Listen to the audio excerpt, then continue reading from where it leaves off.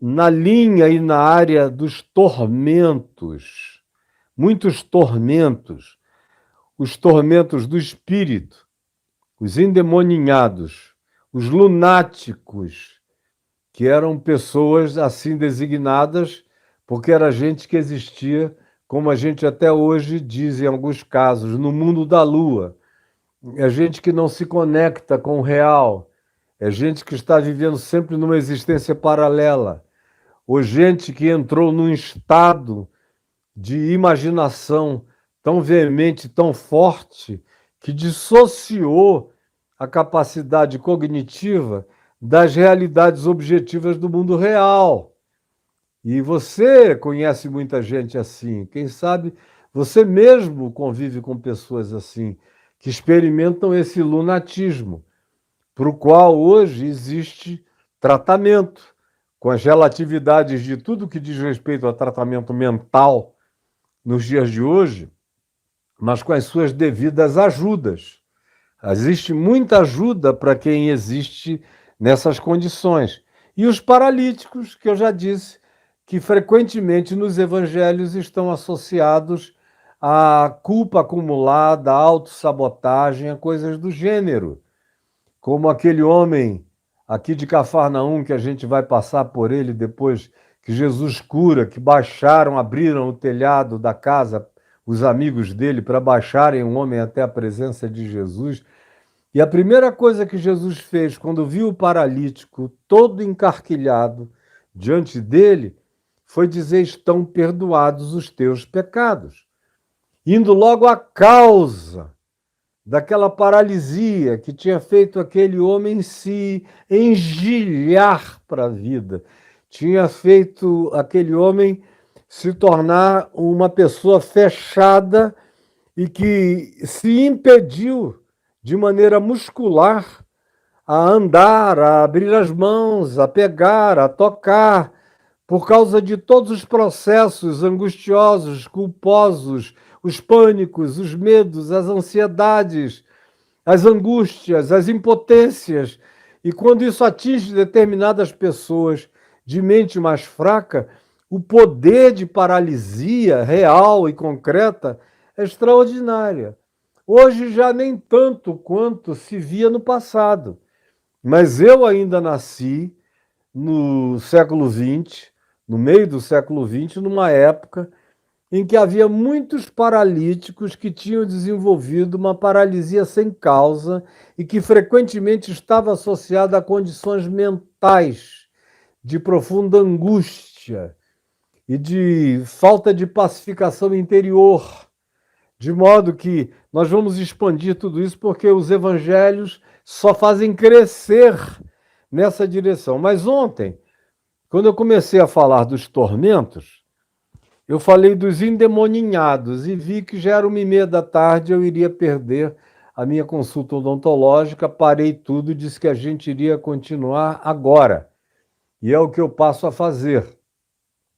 O que é que, de fato, Jesus quer dizer por endemoninhados?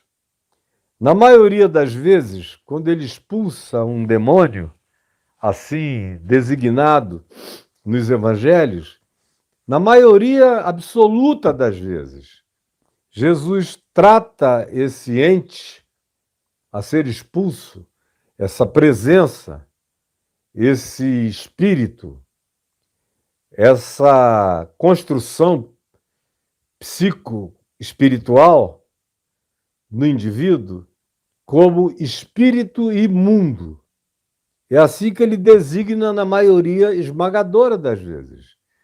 Espírito imundo, deixa este homem, deixa essa mulher, deixa essa criança, deixa esse rapaz.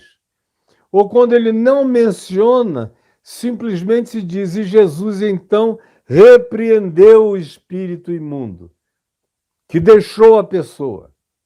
E aí vem a pergunta: quem são esses seres? E aí tem uma quantidade enorme de interpretações. Ontem eu já falei que aqui nesse nosso mundo brasileiro, latino-americano, com presença negra africana, Na maioria das vezes, os crentes em geral, sempre há uma exceção aqui e ali, mas em geral, os crentes associam esses demônios e esses espíritos imundos aos espíritos que se manifestam nas religiões de matriz africana ou de matriz afro-ameríndia ou ameríndia. Ou seja, os povos autóctones do Brasil, os índios, ou aqueles que vieram no movimento de escravidão para cá, que foram arrancados da África com suas divindades, seus deuses, suas liturgias, seus cultos, e que mantiveram essas crenças, apesar de terrível perseguição católica, assim que chegaram aqui, e por isso muitos deles tiveram que manter a crença fazendo uma miscigenação das suas crenças originais africanas com o catolicismo brasileiro, como a gente vê espalhado no catolicismo popular no Brasil inteiro.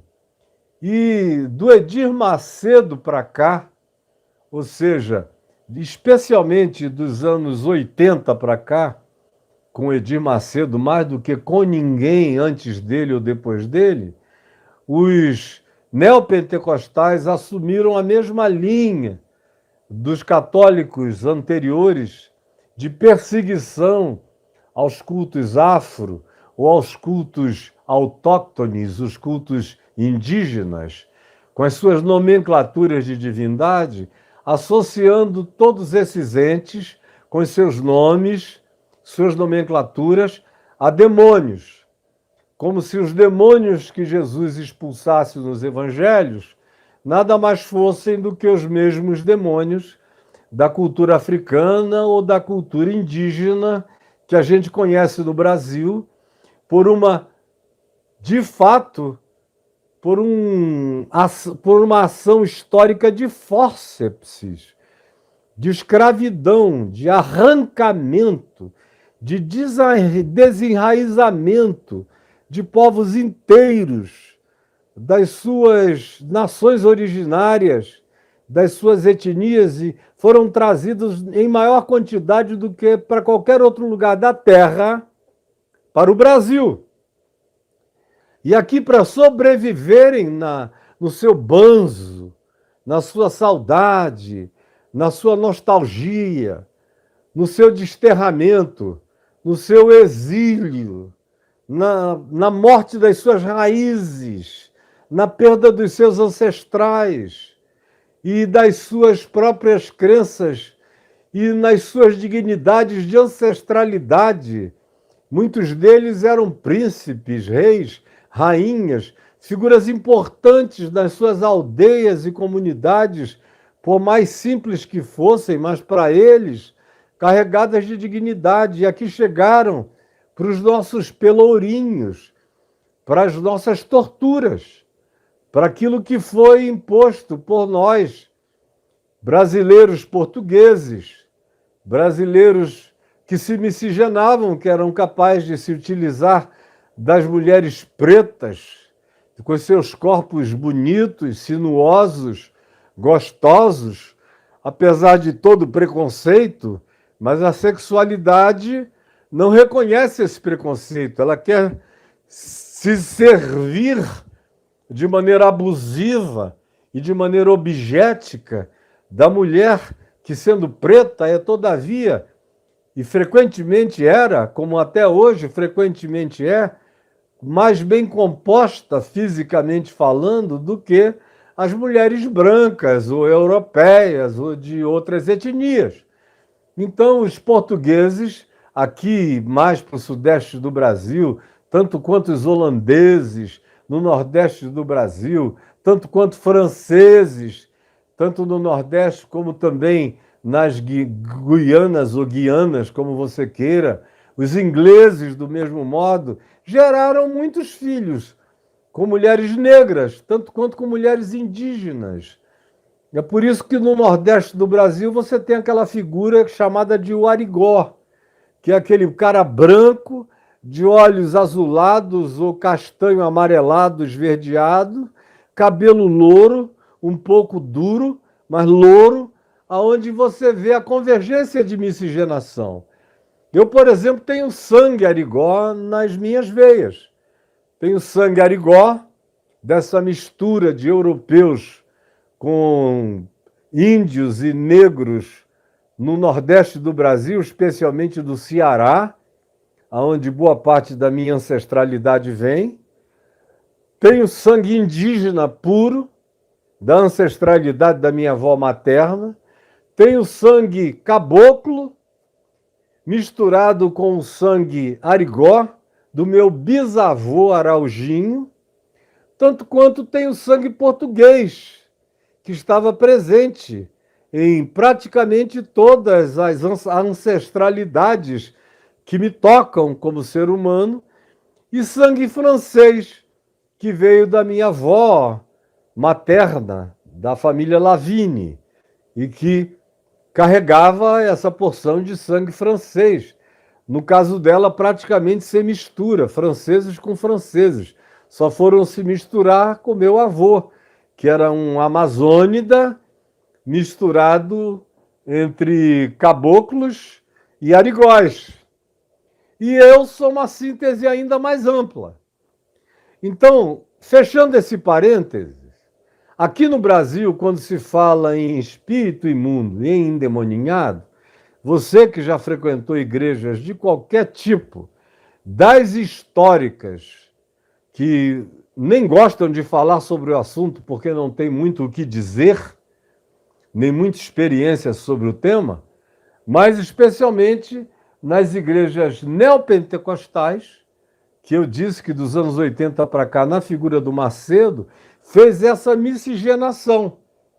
Um dia eu perguntei a ele, por que você fica usando as nomenclaturas africanas para apelidar os espíritos imundos que supostamente se manifestam nas suas reuniões, embora eu, àquela altura das nossas conversas, já conhecesse uma quantidade enorme de pessoas que trabalhavam no recrutamento de atores para ficarem endemoninhados nas filas de possessão. Isso é coisa velha, velha, velha, velha. Só quem quer ser enganado é que pensa que tem espírito imundo original ali acontecendo mesmo. Os que são mais puros são os sugestionados, são os manipulados, são os induzidos, são os amedrontados. Mas tem, inclusive, atores pagos para o desempenho. E que ficam se alternando de lugar para lugar, mas de vez em quando é possível ver o mesmo processo em igrejas diferentes, em cultos diferentes, mas o público, na sua ignorância absolutamente aceitadora de tudo que é loucura, parece não enxergar nada, nem ver nada. E por mais que você denuncie, eles continuam com ouvidos mocos, como faziam com os profetas e como fizeram com Jesus e como Paulo disse que seria. Entupirão os ouvidos, não querendo ouvir, porque preferem continuar com a sua sequência de crenças supersticiosas. Isso aqui no Brasil. Nos Estados Unidos, muito pouco disso, mesmo no meio pentecostal. Toda vez que eu pregava nos Estados Unidos e que acontecia alguma coisa desse jeito espiritual mais estranho, ao qual eles não estavam acostumados, eu orava e expulsava o demônio, eles ficavam chocados. Eram filas e filas e filas para querer saber o que era aquilo, como é que eu fazia aquilo, onde eu tinha aprendido a fazer aquilo. Na Europa, a mesma coisa. Totalmente estranhos a essa ideia de possessão com o passar do tempo. Mas na África, não. Os neopentecostais africanos aprenderam com o Macedo a mesma coisa. Eles estão designando os espíritos que, porventura, se manifestem de maneira original, ou superficial, ou artificial, ou induzida no meio deles, associando aos mesmos nomes. Eles viram que isso dá certo, que o sincretismo funciona melhor assim, aproveitando a consciência pré-existente naquelas culturas sobre o significado daquelas entidades e usando essas pré-compreensões e endemoninhando essas pré-compreensões para liquidar a cultura local e fazer uma assimilação que nunca é plena, porque o indivíduo continua mantendo para sempre as mesmas superstições, como é o caso aqui no Brasil. As mesmas superstições continuam sendo mantidas. Se você conversa, entrevista pessoas das igrejas neopentecostais, ou como eu agora, no fim de semana passado, retrasado, passa tão rápido, sem ser esse o anterior, pregando no Caminho da Graça em São Paulo, recebi uns 2, 3 bispos, 2 da Universal e um de uma grande igreja pentecostal, que foram me agradecer, porque me ouvindo, conseguiram entender o Evangelho e tiveram a coragem de renunciar o bispado, todos os privilégios, todo o dinheiro, todo o bem-estar, e serem expulsos com um pé no traseiro, sem nada para viver. Mas me disseram aos prantos: hoje eu durmo, hoje eu tenho paz, hoje eu sei que não estou enganando mais ninguém, hoje eu sei que prego o evangelho da graça de Deus. E me beijaram e me abraçaram e choraram comigo, tanto quanto encontrei vários obreiros de igrejas neopentecostais lá comigo, pedindo para eu assinar livros, fazer selfies, me dizendo exatamente a mesma coisa. Eu consegui sair de lá quando consegui te ouvir, porque era proibido. Mas quando eu ouvi a primeira vez, não foi preciso nem 10 minutos para eu sentir que eu estava ouvindo verdade pura do Evangelho, aí não deu mais. Quando eu comecei, ninguém conseguiu mais me parar, e aquilo cresceu dentro de mim, e as pessoas chegavam aos prantos dizendo obrigado, porque Deus te usou para me salvar daquele engano. No Brasil, portanto, endemoninhados estão sempre associados a essas pré-compreensões.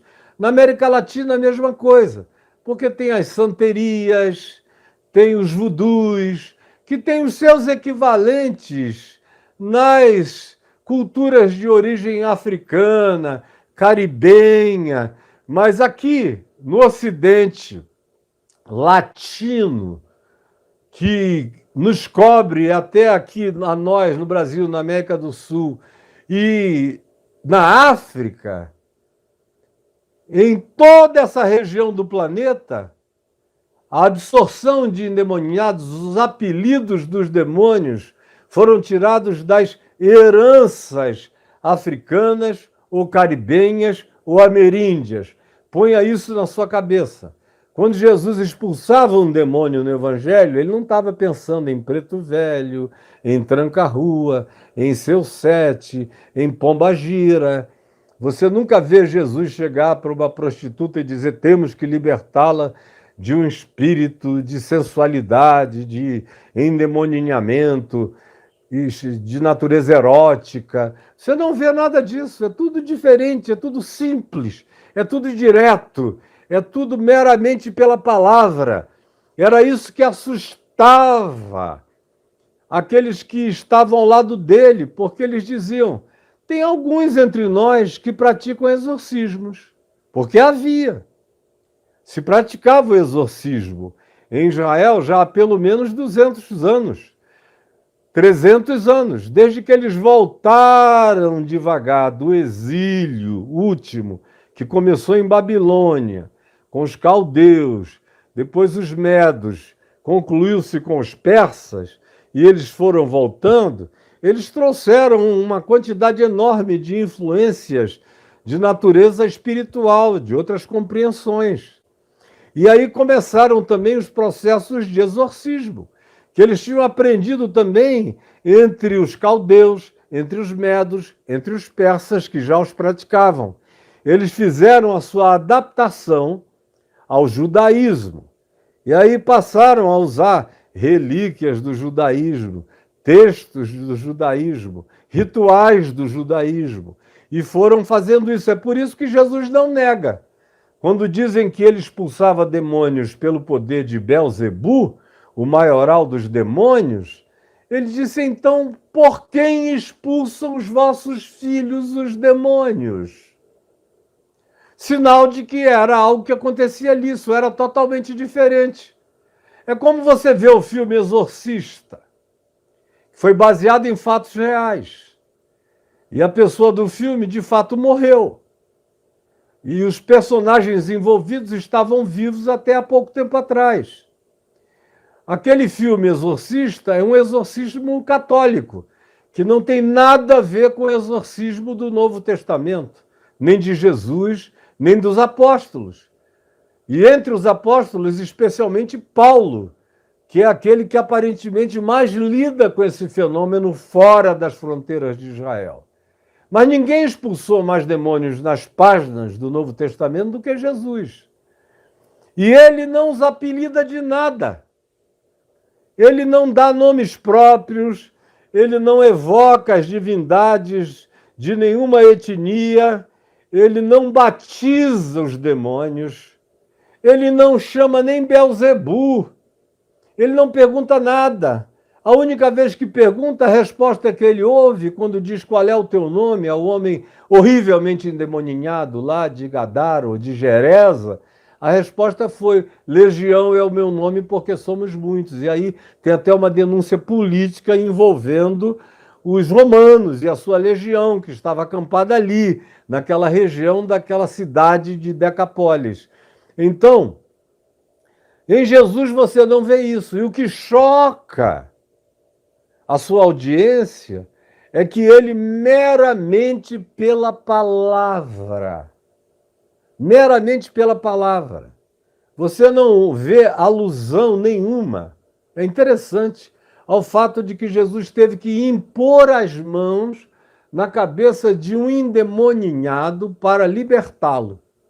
Procure nos evangelhos, procure em Atos, procure nas práticas de Paulo e dos apóstolos, você não encontra.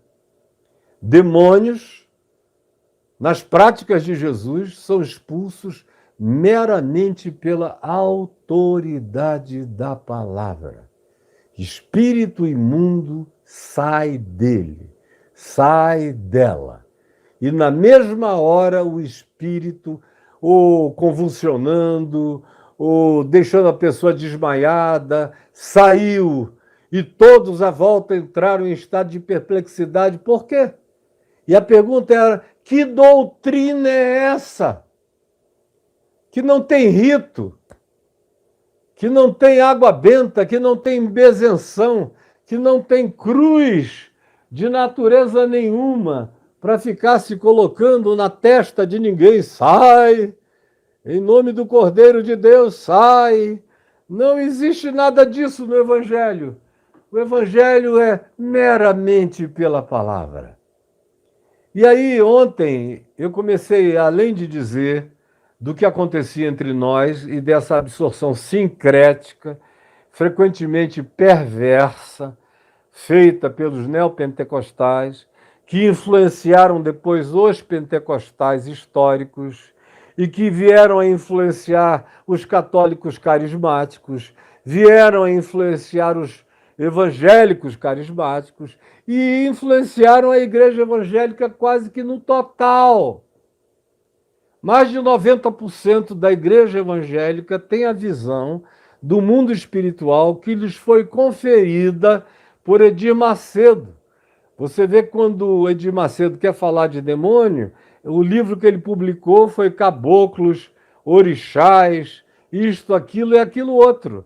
Ele não vai para além do imediato, até porque ele foi um adepto do candomblé, praticou o candomblé a sua vida inteira e saiu do candomblé com os seus traumas candomblecistas e levou o seu trauma e o aplicou como teologia demonológica que acabou sendo absorvida sem nenhuma reflexão ou critério pelos evangélicos, como eu já disse, quase que na sua totalidade. No entanto, a pergunta que subsiste é: quem são esses espíritos? Se você perguntar aos kardecistas, eles vão dizer que quando são bons, quando chegam para dar um conselho, como era no caso do Chico Xavier, era um morto querendo contactar a família enlutada, sofrida ou coisa do gênero. O José Arigó não era esse tipo de médium de querer ouvir de lá para falar aqui. Ele era muito mais aquele cara que dizia que tinha sido atormentadamente tomado por um poder de cura que o fez sofrer demais, porque ele resistiu contra aquilo muitas vezes até que se entregou à prática. E no final ganhou uma convicção de que era assim que deveria viver, embora ele se considerasse católico apostólico romano até o final da vida, e a ênfase dele fosse em curas físicas.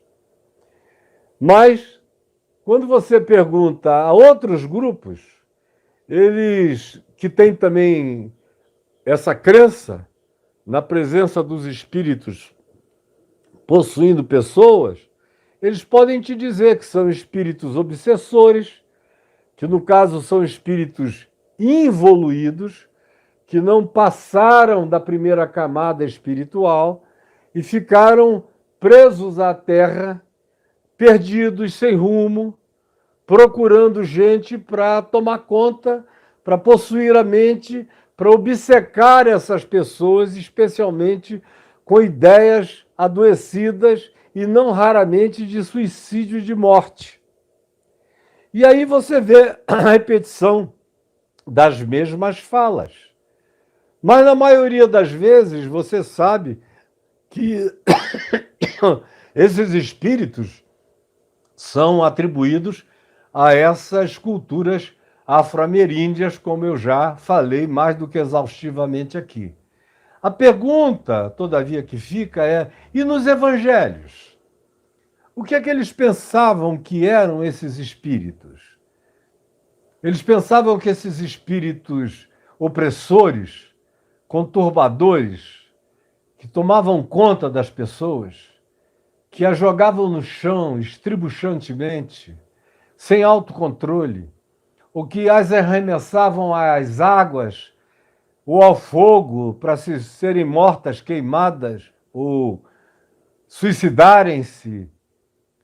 Quem eram esses espíritos que tiravam a paz familiar, que faziam pai e mãe sofrerem porque aquele filho ou aquela filha não seriam normais para sempre, desde a adolescência em geral, isso começa na adolescência, na puberdade, e ganhava contornos de inviabilidade para a vida dessas pessoinhas. E a gente vê, não raramente, os pais virem a Jesus pedindo socorro. É o meu filho, é a minha filha, socorre. Ele vive horrivelmente endemoninhado. E Jesus não faz anamnese. Jesus não diz: escuta, como começou, de onde veio, me conta isso. Ele não psicologiza a história da possessão, de coisa nenhuma. Ele simplesmente olha, se compadece e expulsa, meramente pela palavra. Espírito imundo, sai dessa criatura humana. No entanto, eu devo dizer a vocês que nos dias de Jesus havia uma compreensão que tinha se tornado praticamente universal entre eles, tinha se tornado generalizada, é a melhor palavra, entre os israelitas, os que moravam em Israel, os que eram de Israel, ou os judeus de Jerusalém. Eles tinham uma compreensão que vinha desde 300 anos antes de Jesus, desde o tempo da Pérsia, porque foi na Pérsia que os judeus desenvolveram uma escatologia que eles não tinham e que os persas tinham, os gregos tinham, mas os judeus não tinham. O mundo dos judeus, o pós-mortem dos judeus, acabava na sepultura, no Seol. Como a gente lê no livro de Eclesiastes, onde não há memória, não há lembrança, não há isso, não há aquilo. E há pequenas afirmações de ressurreição. Uma em Jó: os meus olhos ainda se levantarão do pó e verão a Deus face a face. Aí você vê a afirmação de ressurreição, eu digo no Velho Testamento, como metáfora em Ezequiel, quando os vales de ossos secos seriam ressuscitados, era uma metáfora da restauração do povo de Israel, voltando à terra, da qual eles tinham sido expulsos. Ou você encontra essa alusão no livro de Zacarias, no capítulo 3, quando Satanás se opõe ao anjo do Senhor, acusando ao sumo sacerdote Josué de Israel. Você vê também alusão a coisas desse tipo, como, por exemplo, quando os homens de Davi mataram os últimos gigantes, os últimos descendentes dos nefilins, assim chamados antes do dilúvio, que eram os filhos dos vigilantes, dos Benai Elohim, conforme Gênesis 6, os filhos de Deus, os filhos do céu, os filhos das estrelas, como mais de 1.500 culturas na face da terra os designam. Em Israel é que eles tinham esse nome de Benai Elohim, filhos de Elohim, do Deus plural, do Deus majéstico. E fora de Israel, eles têm a mesma origem.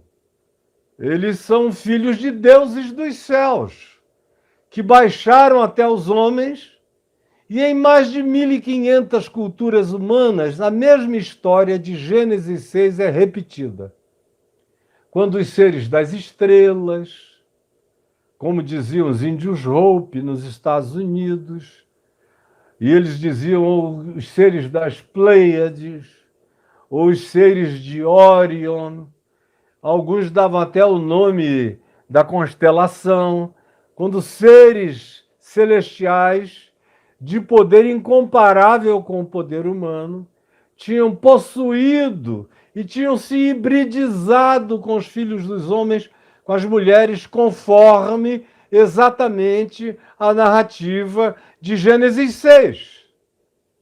Essa narrativa sobrevive, inclusive, ao dilúvio, que deveria ter liquidado tudo e todos, mas sobraram alguns. Como também nessas mais de 1.500 culturas da Terra, cada uma delas tem o seu Noé, com outro nome.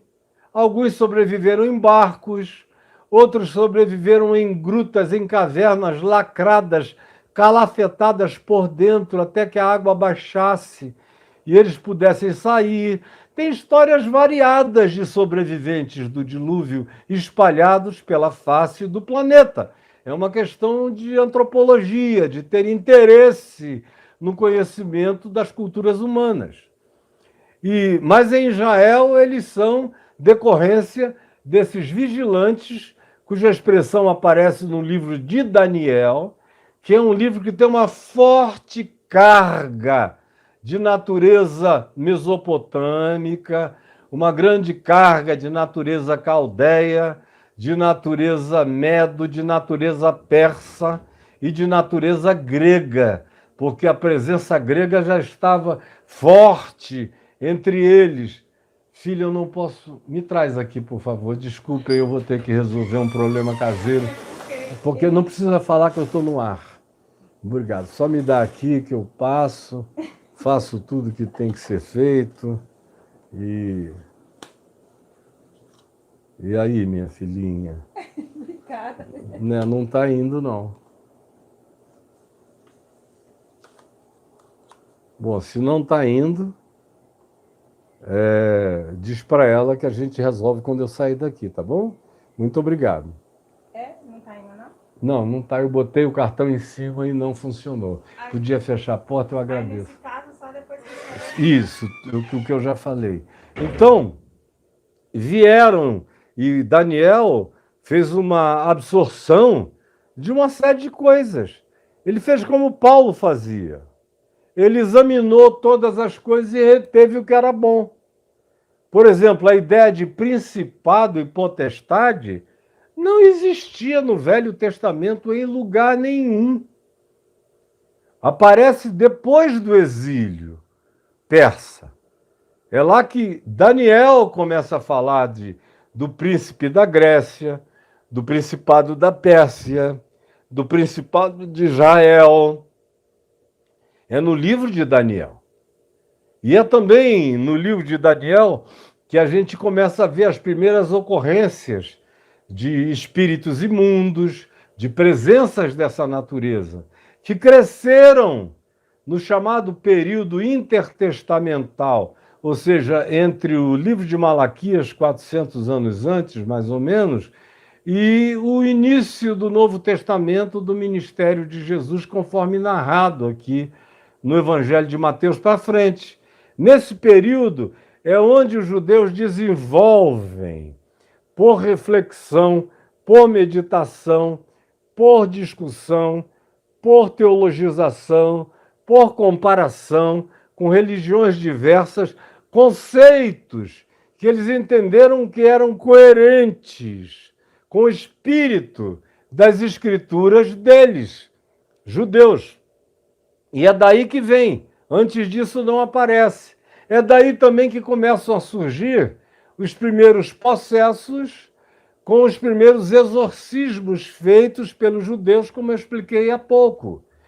E quando Jesus chega, o que prevalecia na mentalidade dos judeus acerca de espíritos maus, acerca de demônios, por exemplo, era o que tinha sido ensinado no livro dos Jubileus, que é um texto que já foi considerado completamente canônico e depois ele foi retirado. Entre os judeus, até hoje, existem grupos, especialmente de fariseus, que dão uma importância especial ao livro de Números e ao livro dos Jubileus, que é também um livro cheio de números. Como também a Cabala dá uma ênfase muito especial ao livro de Números por causa da numerologia. Eu fiz um debate lá no Inteligência Limitada com o meu querido Vilela, um rabino e um sheik muito querido, e onde o rabino era nitidamente, por mais que ele não tenha declarado, uma pessoa de perspectiva e de perfil fariseu. E a primeira coisa que ele fez foi mostrar a numerologia que supostamente ele tinha descoberto, contando os números dos primeiros 2 versículos da Torá, e querendo montar, e toda hora ele recorria à numerologia. Eu não falei nada porque eu digo, se eu tocar nesse assunto, esse programa acaba.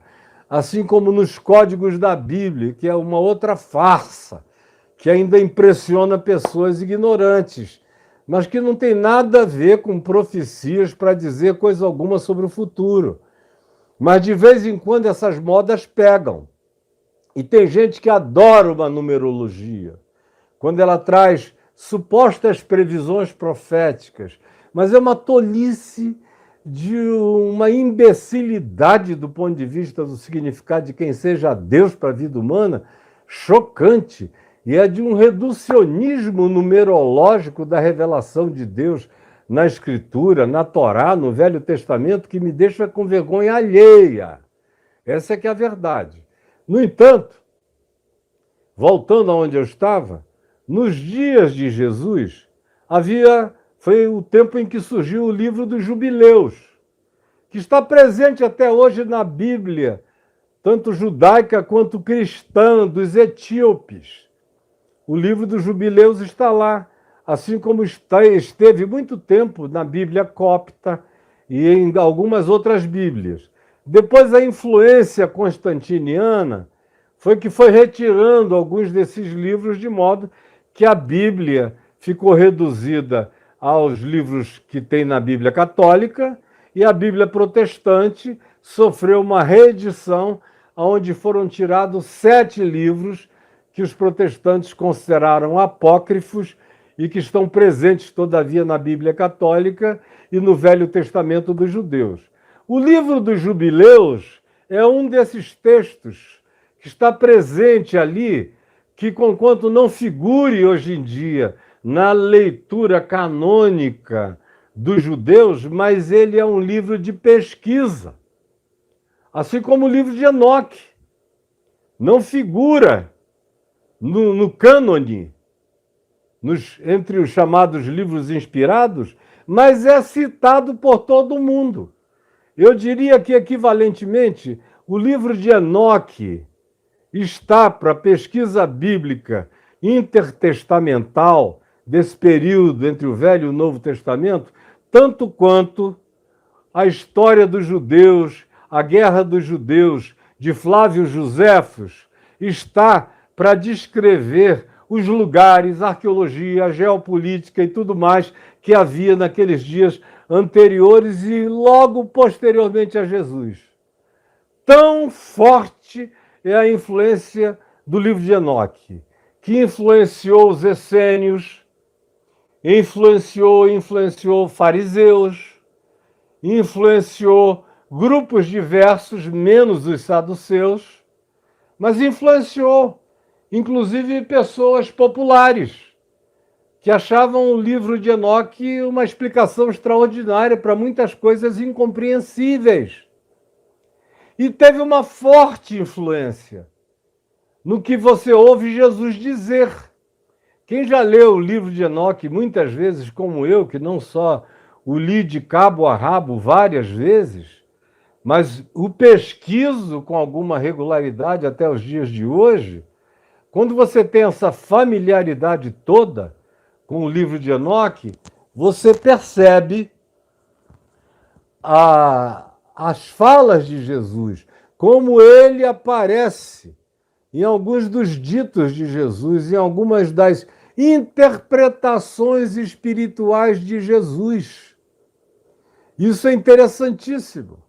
Assim como, por exemplo, o irmão de Jesus, Judas, cita explicitamente o livro de Enoque na epístola dele, que está aqui, no nosso Novo Testamento, na sua Bíblia.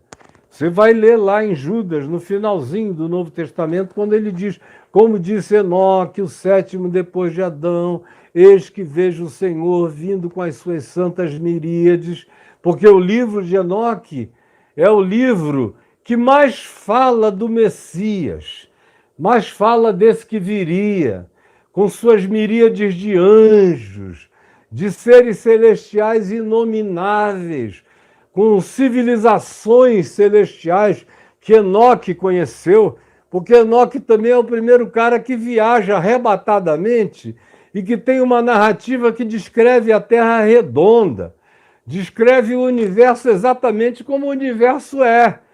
E ele diz que foi levado. Ele não usa a palavra abduzido, que é uma palavra do final do século XX, mas ele diz que foi arrebatado num aparato que ele chama numa carruagem. Era a única maneira que ele tinha de descrever um equipamento móvel que o levasse daqui para ali. E não é para ali, é para o além. É mais do que para além. Atravessa o espaço-tempo, dobra o espaço-tempo. Vai aonde ninguém podia imaginar que alguém pudesse ir. Entra em dimensões que não são espaços temporais, são, de fato, dimensões interdimensionais. São realidades que só agora a física quântica começa a arranhar na teoria das cordas, em outras coisas, mas Enoque tinha tido a experiência existencial disso. E é daí do livro de Enoque, tanto quanto do livro dos Jubileus, que a gente ouve aquilo que prevalecia nos dias de Jesus como designação para espírito imundo. O que é que o livro dos Jubileus diz? E o que é que o livro de Enoque diz? Especialmente o livro dos gigantes, atribuído a Enoque, achado há não tanto tempo atrás, já na sequência dos achados de Qumran, dos manuscritos do Mar Morto, o livro dos gigantes. Lá está dita a mesma coisa. que como os nefilins, que não eram anjos e nem eram humanos, eram um híbrido anômalo, que nasceram gigantes e não foram os primeiros. Eles foram os primeiros gigantes dessa cruza entre Benai Elohim, filhos das estrelas, ou como diria o Eric von Däniken, os astronautas celestiais, que hoje em dia ele já nem usa mais essa expressão, ele adotou a expressão dos povos do mundo, que são os filhos dos céus, os filhos das estrelas. Então, aí na descrição do livro de Jubileus e do livro de Enoque diz que como havia gigantes na terra antes, você começa a ler Gênesis 6, diz, naquele tempo havia gigantes na terra. Como você vê na mitologia grega, como você vê nas mitologias celtas, como você vê nas mitologias das primeiras dinastias dos egípcios, como você vê nas dinastias dos povos da América do Norte, aqui na América do Sul, Viracochas era um gigante, e gigantes variados no mundo. Mas há uma diferença entre esses gigantes. Havia os gigantes anômalos, que existiam antes dos nefilins, antes de Gênesis 6, quando o escritor de Gênesis, quando o escriba de Gênesis diz, ora, leia aí Gênesis 6, naquele tempo havia gigantes na terra. Querendo dizer que havia uma quantidade de pessoas que eram totalmente anômalas no seu tamanho, eram completamente gigantescas, mas eram anomalias variadas, de cruzas as mais diversas. Nós não tivemos só o Homo sapiens sapiens, que nos dá origem. Nós tivemos outros humanoides na Terra, pelo menos 5 ou 6 tipos de humanoides na Terra que cruzaram entre si. Sabe lá o que aconteceu dessas cruzas? O fato é que, independentemente da descendência de Adão, ou de Caim, ou de Sete, havia gigantes na Terra. Tanto é que havia criaturas diferentes na Terra, que quando Caim é expulso do Jardim do Éden, o que dá a entender de que o Jardim do Éden era uma configuração especial, era um bioma de graça absoluta. Quando ele é expulso daquele bioma de graça do Éden, ele se casa com uma mulher desse desterro de fora do bioma e gerou filhos, cuja descendência é uma descendência de malignos, conforme a leitura que a gente vê no livro de Gênesis.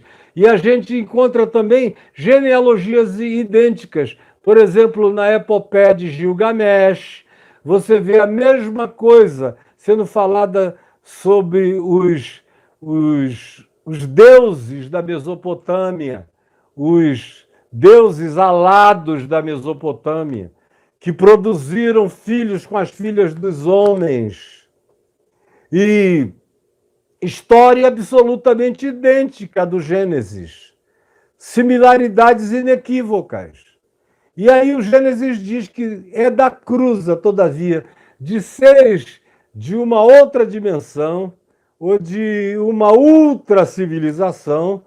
Não é o caso agora aqui, quando eu for falar no meu curso Área 51 do Evangelho, eu vou entrar nas minúcias, o que eu não quero falar agora, mas tem minúcias e minúcias e minúcias para serem tratadas. Num resumo tosco, o que o livro de Enoque diz e o que o livro dos Jubileus diz é que como os nefilins não eram nem anjos nem humanos, quando eles morreram, eles ficaram sem designação escatológica.